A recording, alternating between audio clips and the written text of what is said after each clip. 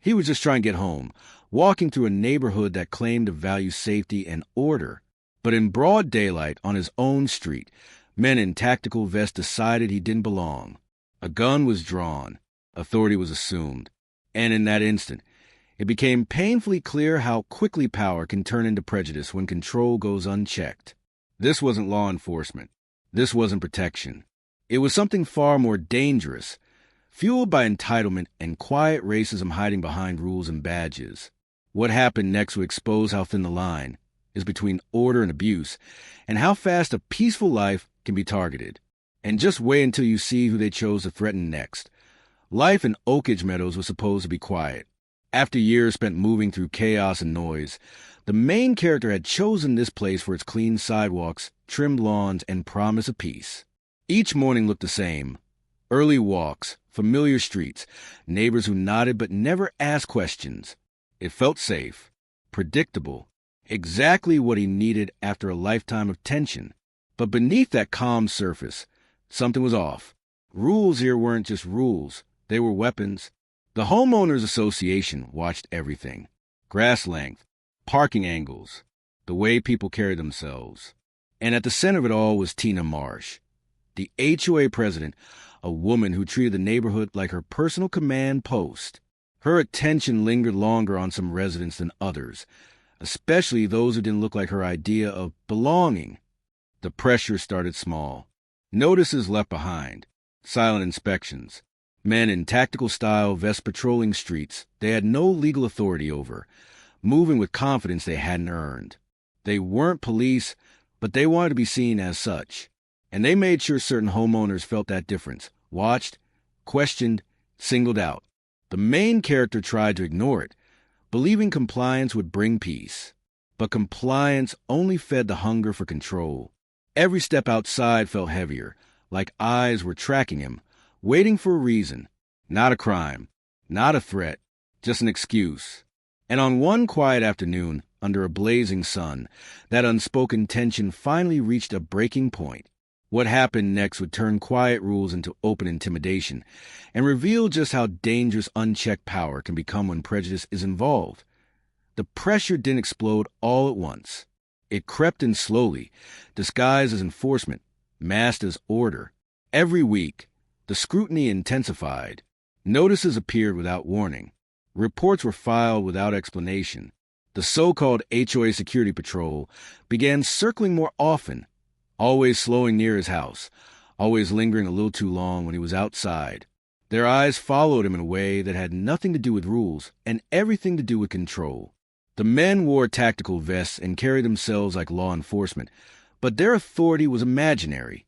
Mason led them, tall, confident, emboldened by the backing of Tina Marsh. They treated the neighborhood like a checkpoint, stopping certain residents, questioning their presence, reminding them without words that they were being watched, and the pattern was impossible to ignore. Not everyone was treated the same. Some homes were left alone. Others were targeted relentlessly. The main character felt in the air each time he stepped outside. The way conversations stopped when he walked by, the way porch cameras tilted slightly in his direction, the way Mason's patrol truck slowed whenever their paths crossed. It wasn't about violations anymore. It was about intimidation, about reminding someone they were considered out of place, even in a neighborhood they legally belonged to. Then came the afternoon that changed everything. The heat pressed down hard, the kind that made the street shimmer. The neighborhood was quiet, almost peaceful, as he walked home from just a block away. No rush, no threat, just another ordinary moment in a place that claimed to value safety. That's when the white pickup appeared. It moved fast, cutting him off, stopping with intention. Doors swung open. Mason and his partner stepped out, moving with rehearsed confidence, their vests catching the sunlight. This wasn't a conversation. This wasn't a warning. The energy shifted instantly, heavy and dangerous. The kind of moment where instincts take over before thoughts can form. One of them moved too close. The other positioned himself just right, and then the line was crossed. A gun came out, not a threat spoken aloud, not a warning shouted, Just the unmistakable sight of real steel aimed in his direction, in broad daylight, on a quiet suburban street. Time slowed. Sounds faded. Every nerve sharpened.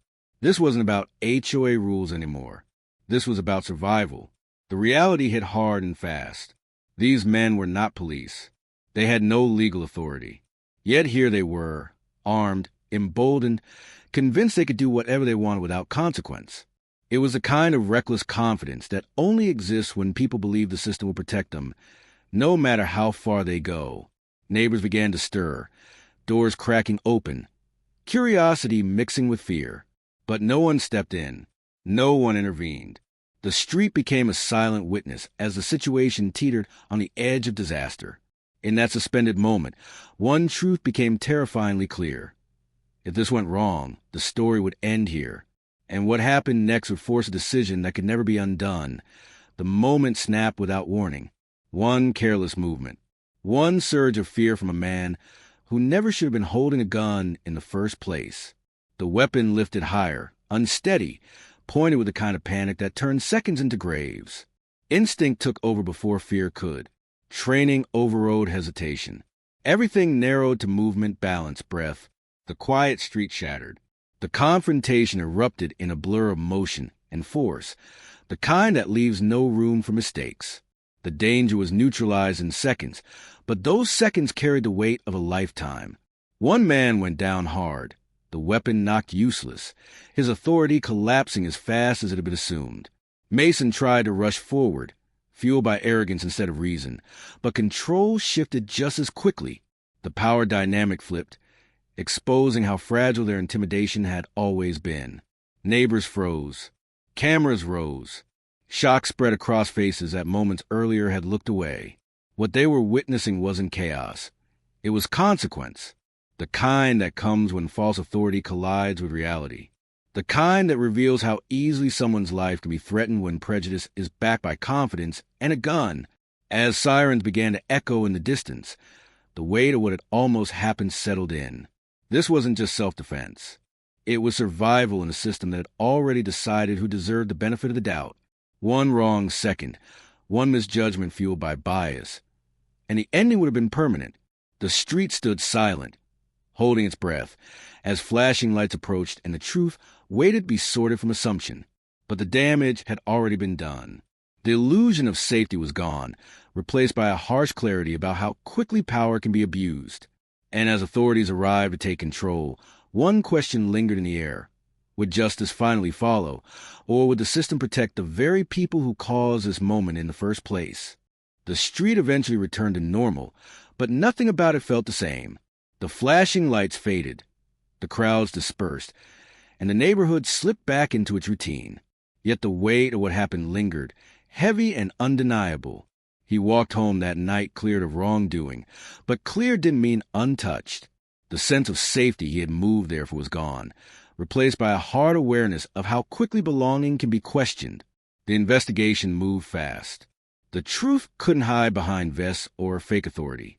The men who had claimed power they didn't have were exposed, charged, and stripped of the confidence that once made them dangerous. The HOA leadership that empowered them collapsed under scrutiny. Their abuse of control finally dragged into the open. On paper, justice was served.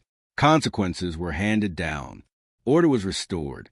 But the deeper damage wasn't something a report could fix. Because the real harm wasn't just a gun or the threat or the moment everything almost ended. It was a reminder that bias doesn't need a uniform to be deadly. That racism often hides behind rules, policies, and just doing our job. That for many people, simply existing in the wrong place at the wrong time is enough to invite suspicion, force, and fear.